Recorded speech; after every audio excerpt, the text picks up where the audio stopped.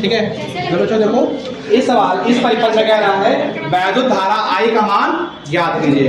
वैद्युत धारा I का मान ज्ञात कीजिए। तो तरीका वही है सिंपल सा, जो सिरा बड़ा जो बड़ा बना होगा उसको बोलेंगे प्लस, छोटे का बोलना है माइनस। प्लस से धारा चलेगी I, यहाँ पे देखिए जंक्शन है, धारा यहाँ पे पहुंची I, ये धारा दो भागों में बट जाएगी, एक धारा चली जाएगी I1, दूसरी धारा जाएगी क्या जाएगी I2। ये धारा देखो I1 आ रही है, ये धारा I2 यहाँ पे आएगी और यहाँ पर I2 आएगी, ये धारा यहाँ पे I1 आएगी, नीचे क्या आएगी I2, दोनों फिर जुड़ जाएगी, फिर क्या बच जाएगा I, और इस प्रकार ये क्रम चलता रहेगा। इससे आपको ये देखने को मिला कि I2 देखो धारा 30 ओम में जा रही है और I2 धारा 30 ओम में जा रही है, यानी ये दोनों जो होंगे वो एक दोनों श्रेणी क्रम में हो जाएंगे। कितना हो जाएंगे? श्रेणी क्रम में हो जाएंगे, यानी कि 30 ओम व 30 ओम के दो प्रतिरोध किस क्रम में जुड़े हैं? श्रेणी क्रम में जुड़े हैं, अतः इनका तुल्य प्रतिरोध जब श्रेणी क्रम में जुड़े हैं, देखिए भाई श्रेणी क्रम में जुड़े हैं तो क्या लगाएंगे फॉर्मूला R बराबर, क्योंकि इसके बाद और है प्रतिरोध करना है तो R डैश कर लेंगे। R डैश बराबर R1 प्लस का हो जाएगा R2। R1 का मान क्या हो जाएगा? देखिए 30 हो जाएगा, R2 का मान क्या हो जाएगा 30, और 30 और 30 कितना हो जाएगा 60 ओम। तो R डैश का जो मान आ गया है वो कितना आ गया है 60 ओम आ गया है। अगर इसको हम ध्यान से देखिए भाई, यहाँ से धारा चली थी, ये धारा 30 ओम में जा रही थी, वही धारा किसमें जा रही थी 30 ओम में, ये दो किस में थे श्रेणी क्रम में। इनको जब हल किया तो इनका तुल्य प्रतिरोध कितना आया है 60 ओम। यानी हम कह सकते हैं इनके स्थान पर यहाँ पर केवल एक चालक तार है, केवल क्या है एक चालक तार है जिसका प्रतिरोध कितना ओम का है 60 ओम का। कितने ओम का है? 60 ओम का है। तो आप देखिए क्या होगा, ये धारा इसमें I1 जा रही थी और इसमें धारा कौन सी थी? देखिए I2 धारा थी। अब देखिए ये दोनों किस में हो गए होंगे? समांतर क्रम में। किसमें हो गए? समांतर क्रम में। तो धारा दोनों में अलग अलग है, इस प्रकार ये कौन से क्रम हो गए? समांतर क्रम। दूसरी प्रकार दूसरा तरीका बताने का है, देखिए यहाँ पे धारा कौन सी है जिसमें I2 आ रही है, ठीक है। इस प्रतिरोध का ये पहला सिरा एक में जुड़ा है, इसका ये पहला सिरा उसी में जुड़ा है, इसका दूसरा सिरा इसमें जुड़ा है, इसका दूसरा सिरा इसमें जुड़ा है, दोनों सेम है। इसका क्या हो गया? कौन सा क्रम हो गया? समांतर क्रम। तो 30 ओम व 60 ओम, 30 ओम व 60 ओम के दो प्रतिरोध समांतर क्रम में जुड़े हैं, अतः इनका तुल्य प्रतिरोध। जब भी समांतर क्रम में जुड़े होंगे तो क्या लगाएंगे फॉर्मूला 1/R बराबर 1/, ये वाला R1 मान लेते हैं, ये क्या मान लेंगे R2। तो 1/R1 बराबर, सॉरी 1/R बराबर 1/R1 प्लस 1/R2। तो R1 के स्थान पे क्या देंगे बताइए 30 हो गया, और R2 के स्थान पे क्या हो गया बताइए 60 हो गया। अब देखिए दोनों के हर जो है एक समान मान है तो क्या करेंगे कैचीदार गुणा कर लेंगे। 60 का कितना हो जाएगा? देखिए 60 हो जाएगा, प्लस 30 का क्या हो जाएगा 30 हो जाएगा, और 30 का 60 से क्या कर लेंगे गुणा कर लेंगे। तो 60 और 30 जोड़ेंगे कितना हो जाएगा? देखिए 90 हो जाएगा। कितना हो जाएगा? 90 हो जाएगा, और 6 तिया 18 हो जाएगा, और ये दो जीरो 1800 हो जाएंगे। ठीक है, ये जीरो से जीरो क्या हो गया कट गया, 9 एक कम कितना हो गए 9, 9 दूनी 18, और ये दो जीरो, यानी 1/R बराबर 1/R बराबर जो होगा 1/20 के कैचीदार गुणा करेंगे तो R बराबर जो आएगा वो कितना आएगा 20 ओम। क्या आ जाएगा 20 ओम। लेकिन हमको पता करने से धारा, तो धारा का जो सूत्र होता है वो होता है I। क्या होता है? तो I बराबर होता है V/R। तो V का मान देखिए कितने वोल्ट दिया था 2 वोल्ट न दिया था 2 वोल्ट, और R का मान है 20, 2 एक कम 2, और कितने हो गए 20, यानी 1/10 एम्पियर धारा होगी। ठीक है, धारा होगी 1/10 एम्पियर धारा होगी। ठीक है, इस पद्धति में।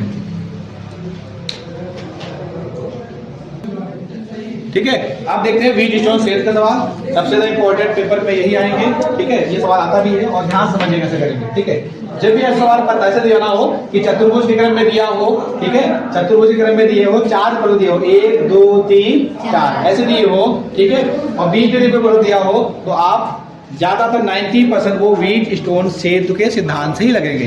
तो वो लगा के चेक करते हैं कि उस सिद्धांत से लगेगा या नहीं लगेगा। अगर नहीं लगेगा तो बंद पास के सिद्धांत से लगाएंगे। ठीक है, तो लिखते हैं व्हीट स्टोन सेतु के सिद्धांत से जब भी ऐसा सवाल आए चतुर्भुज की तरह बना हो और 4 प्रतिरोध हो तो आप हमेशा व्हीट स्टोन सेतु के सिद्धांत का प्रयोग कीजिए। व्हीट स्टोन सेतु का सिद्धांत कहता है कि जो P बटे Q बराबर का होता है R बटे S। अब P और Q R क्या है, देखिए P और Q क्या है, जैसे चतुर्भुज है इसकी कोई 2 भुजा ले लीजिए, ये भुजा एक ये भुजा, तो इस भुजा का जो प्रतिरोध हो गया P, इस भुजा का प्रतिरोध क्या मान लेते हैं Q, ये हो गया P, ये क्या हो गया Q। तो P और जो Q का अनुपात होगा वो इस भुजा यानी जो 2 भुजा अन्य जो 2 भुजा होंगे उनके प्रतिरोधों के, तो इसका प्रतिरोध क्या हो गया मान लेते हैं R, इसका प्रतिरोध क्या मान लेते हैं S के R पे S के अनुपात क्या होगा बराबर होगा। अगर ये अनुपात बराबर रह जाएगा तो ये व्हीट स्टोन सेतु जो होगा वो क्या होगा संतुलित होगा। व्हीट स्टोन सेतु में क्या होता है 1 2 3 4 यानी 4 प्रतिरोध जुड़े होते हैं और देखिए किसमें जुड़े होते हैं, श्रेणी क्रम जुड़कर एक चतुर्भुज का निर्माण करते हैं, चतुर्भुज का निर्माण करते हैं। तो देखिए P, हमने P किसको माना है 15 को माना है, Q माना है इसको 3 को माना है और R किसको माना है देखिए 30 को और S को माना है 6 को। 3 का बराबर 15 आया, 3 पंचे 15 और 6 पंचे 30, देखिए बराबर मान आ गया। अगर ये मान बराबर आता है तो हम लिखेंगे यहाँ पर, क्योंकि व्हीट स्टोन सेतु जो है वो क्या है संतुलित है। और यदि संतुलित ये है, संतुलित होने का मतलब होता है, या समझ लीजिए जब भी संतुलित आए मतलब होता है, इसका मतलब होता है बिंदु B का और इस बिंदु B का विभव जो है बराबर है, यानी B का और D का विभव क्या है बराबर है। और जब भी किसी का विभव जो बराबर होता है तो उस परिपथ में धारा प्रवाहित नहीं होती। ये क्या है मुझे देखिए, ये सीधा जो बड़ा है प्लस, छोटे से क्या होते हैं माइनस, यहाँ से धारा चली आई, यहाँ पे धारा कितनी पहुंची आई, ये जंक्शन था, जैसे धारा यहाँ पे पहुंचेगी तो ऊपर की धारा आएगी I1 और यहाँ नीचे की धारा जाएगी बताइए I2 धारा जाएगी। तो ये धारा जब I1 जाएगी तो ऊपर की ओर जाएगी। अब पहले ये था अगर ये वाला था तो इसमें भी जाती हो सकता था, क्या इधर जाती, ये क्लियर नहीं था, लेकिन हमने क्या लगाया व्हीट स्टोन सेतु का सिद्धांत प्रयोग किया। उसमें क्या था P बटे Q बराबर R बटे S, जिसमें सिद्धांत में क्या आया दोनों का मान क्या आ गया बराबर आ गया, यानी व्हीट स्टोन सेतु संतुलित था। संतुलित होने का मतलब हो गया कि जो B का विभव है और जो D का विभव है वो बराबर हो जाएगा, जगह विभव क्या है बराबर होगा। तो इस बीच वाले में, बीच में क्या नाम है देखिए 10 ओम, यानी 10 ओम में कोई धारा प्रवाहित नहीं होगी, कोई धारा प्रवाहित नहीं होगी, ठीक है। इसका मतलब समझ लीजिए कि ये वाला है ही नहीं, दिमाग से हटा दीजिए, ये चीज है ही नहीं, ठीक है। अब देखते हैं, यानी ये धारा जो I1 ऐसे जा रही थी, ये धारा आपको इस तरह से चली जाएगी, ये धारा जो I2 में जा रही थी वो धारा इसमें चली जाएगी और ये दो धारा यहाँ पे फिर से मिल जाएंगी और फिर से क्या बन जाएगा I और यहाँ पे क्या बन जाएगा I। इस प्रकार ये क्रम चलता रहेगा, ठीक है।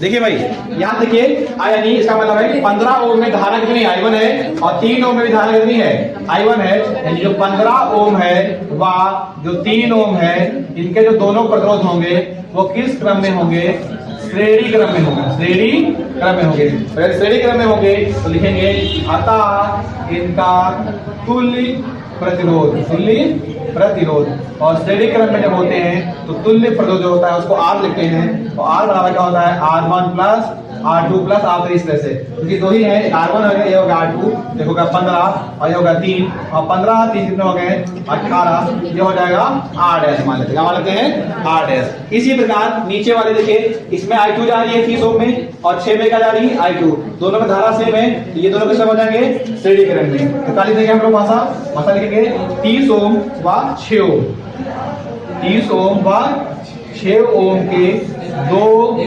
प्रतिरोध श्रेणी क्रम में जुड़े हैं, श्रेणी क्रम में जुड़े हैं, अतः इनका तुल्य प्रतिरोध। और जब श्रेणी क्रम में होंगे तो फार्मूला क्या लगाएंगे R बराबर क्या होता है R1 प्लस R2, ये वाला मान देगा R1, ये क्या हो जाएगा R2 यानी 30 और प्लस 6 बराबर 36 ओम। इसको मान लेते हैं R डबल डैश, क्या मान लेते हैं R डबल डैश। अगर आप ध्यान से देखो तो ऊपर वाले जो दोनों चालक तार थे इन तारों वाले हल किया था, इनके प्रतिरोधों को जब हल किया था श्रेणी क्रम में थे उनको हल किया था तो कितना आया बताइए 18, कितना आया है 18। मैंने इसको हम देखो इस चीज को मिटा के ऐसे कर सकते हैं कि इसको हम ऐसे भी लिख सकते थे कि यहाँ से ऊपर की ओर एक तार बचा है जिसमें धारा कितनी जा रही बताइए, सॉरी कितना था कितना था 18, कितना था 18 हो गया। अब नीचे देखो, अगर इन दोनों को देखो, इन दोनों को जो हल किया है तो कितना आया है 36 हो गया, इनको जो हल किया है कितना हो गया है 36 ओम हो गया है। यानी अगर आप ध्यान दो तो धारा कितनी जा रही थी आई, अब धारा अगर यहाँ पे आएगी तो ये धारा को धारा यानी I1 धारा ऊपर जाएगी, I2 धारा कहाँ जाएगी नीचे, यानी ये दोनों किस क्रम में हो जाएंगे समांतर क्रम में हो जाएंगे। यानी 18 ओम और 36 ओम है, यानी जो ये R डैश था और ये जो R डबल डैश था ये किस क्रम में हो जाएंगे समांतर क्रम में हो जाएंगे। तो हम क्या लिखेंगे टेलर से कि R डैश व R डबल डैश इन समांतर क्रम में, दोनों में समांतर क्रम में, इसको मिटा देते हैं। ठीक है, ये नोट कर लीजिएगा, नोट कर लीजिए। तो क्या हो गया देखिए, ये हो गया R डैश व R डबल डैश, फिर दो प्रतिरोध किस में जुड़े हुए हैं समांतर क्रम में। यहाँ पर श्रेणी समांतर कर लेंगे, समांतर क्रम में जुड़े आता है इनका तुल्य प्रतिरोध। और समांतर क्रम का सूत्र क्या होता है देखिए, 1/R बराबर 1 ये वाला होगा R1 और प्लस क्या लिखेंगे 1/R2। R1 यानी R डैश के स्थान पे क्या लिखेंगे बताइए, R डैश का मान कितना आया था 18 आया था, और R डबल डैश का मान कितना आया था देखिए 36 आया था। नीचे का देखिए कैसे है, एक समान है, अगर समान ना हो तो क्या करते हैं कैचीदार पूरा, तो 36 है कम 18 है कम, नीचे क्या करेंगे 18 गुणे 36, 36 और 18 जोड़ेंगे 54 हो जाएगा। नीचे क्या लिखा है 18 गुणे 36, 18 है कम 18 18 छक्के छातियां 54, 3 है कम 3 है कम 3 दूनी 6, यहाँ क्या लिखा है 1/R हो गया। तो देखिए क्या होता है 1/R बराबर 1/12, कैसे बोला R बराबर क्या हो गया देखिए 12 हो। देखिए कितना आसान है। अब हमने क्या निकाल लिया A, और यहाँ पे बिंदु कौन सा था देखिए C था, कौन सा था देखिए C था, तो बिंदुओं A और बिंदुओं C के मध्य तुल्य प्रतिरोध निकाला था, वो कितना आ गया है 12 हो। क्या आ गया है 12 हो। अगर आपको पूछे धारा का मान निकालना है तो I1 I2 निकालना है, तो I1 I2 के लिए पहले I का मान निकाल लेते हैं। तो I कैसे निकालेंगे, I बराबर क्या होता है फार्मूला V/R, V यानी वोल्टेज कितना दिया था देखिए 6 दिया था, और R का मान वो निकाला है 12, यानी इसको भाग करेंगे 6 कम 6 दूनी 12, यानी I का मान जो कितना आ गया 1/2 एम्पियर। क्या आ गया 1/2 एम्पियर। ठीक है, अब धारा निकालना सीखते हैं I1 और I2 का मान। जैसे धारा I1 और I2 का मान को ज्ञात करना है तो कैसे करेंगे देखिए, 18 में धारा कितनी है देखिए 18 में है I1 है बराबर, और 36 में धारा कितनी जा रही थी देखिए I2। तो हमको ऐसे करना है जितनी धारा I1 में जाएगी सेम वही धारा को हमको रखना I2 में रखना है, मतलब इनको बराबर रखना है। तो 18 में धारा कितनी थी देखिए I1 थी, और 36 में क्या थी देखिए I2 थी, तो 18 I1 बराबर 36 I2, 18 है कम 18 दूनी 36 काट देंगे, तो I1 बराबर क्या आ जाएगा 2I2, तो यानी I1 बराबर क्या आ जाएगा 2I2 आ जाएगा। समझ में आया क्या?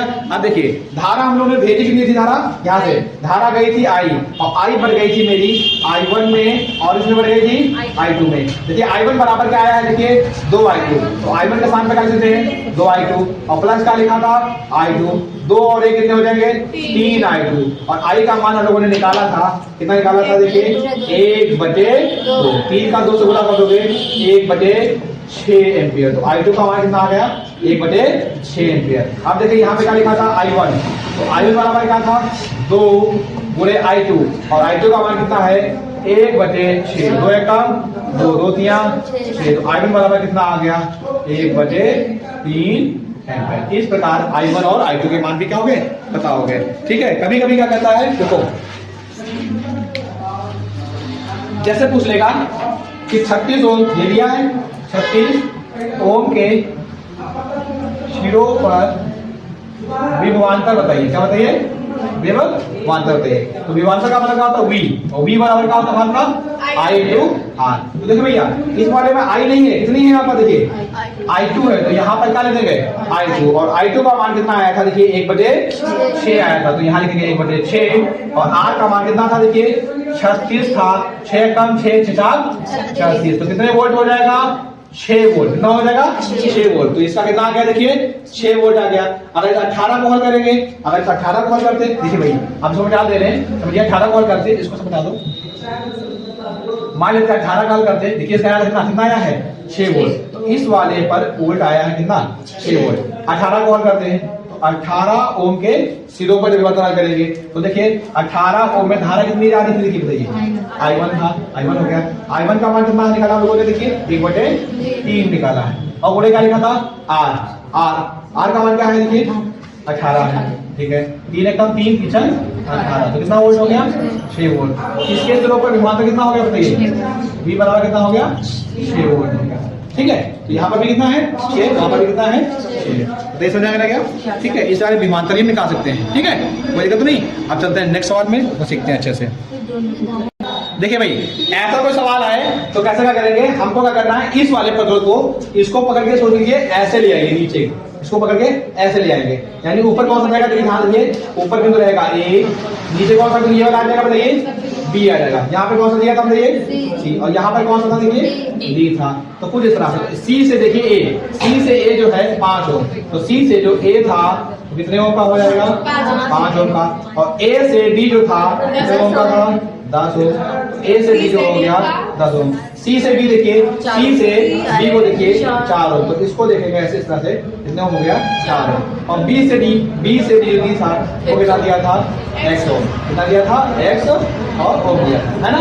और ये बीच में जो था A से D कितने ओम का था, यहाँ पे देखो 10 ओम का था। और इसको देखिए ध्यान दो, ये था C, और ये घूम के कुछ इस तरह से, यहाँ पे क्या जुड़ा है कुंडली, क्या जुड़ी है कुंडली थी, यहाँ पे क्या था बैटरी है, बैटरी दे दी थी 5 वोल्ट की, ये प्रतिरोध है कितने ओम का था 15 ओम का, और कुछ इस तरह से ये बन गया सर्किट। ठीक है, तो अगर ऐसा कोई सवाल आता है तो सबसे पहले हम लोग इस सवाल को इस तरह से बना लेंगे, तभी आपको लगाने में आसानी होगी। अब देखिए ये देखिए चतुर्भुज हो गया, चतुर्भुज तरह बन गया, और इसमें कौन सा बनाना है, व्हीट स्टोन सेतु का सिद्धांत। ये सवाल में पहले से कह रहा है कि व्हीट स्टोन सेतु जो है ये वाला ये संतुलित है। स्टार्टिंग सवाल में दिया, मैंने लिखा नहीं है, वो सवाल कह रहा है कि व्हीट स्टोन सेतु संतुलित है, और व्हीट स्टोन सेतु संतुलित का मतलब क्या हो गया, संतुलित का मतलब क्या हो गया कि जो A है वो किसके बराबर होगा B, यानी कि A का विभव होगा, A का विभव वो किसके बराबर होगा बताओ, B के विभव के बराबर होगा। सवाल पहले से कह रहा है, ध्यान सुनिए, सवाल कह रहा है कि ये जो परिपथ बनाया गया है ये परिपथ में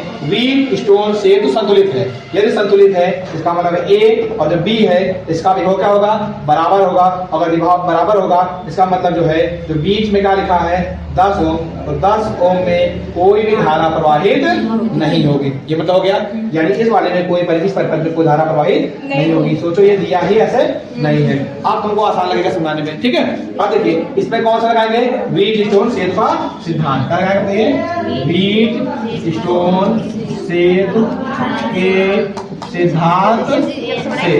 अगर व्हीट स्टोन सेतु का सिद्धांत होता है वो क्या होता है देखिए P और बड़े का होता है Q बराबर क्या होता है R बटे S। तो P का देखिए इसको क्या मानते हैं बताइए, P इसको क्या मानते हैं Q, तो 5 बटे 10 क्या लिखेंगे 5 बटे 10। इसको क्या मानते हैं R, इसको क्या मानते हैं S। ये हो गया देखिए R की क्या नहीं होती 4 लिखेंगे, और इसके स्थान पे क्या लिखेंगे S, क्योंकि सवाल पहले से कह रहा है कि व्हीट स्टोन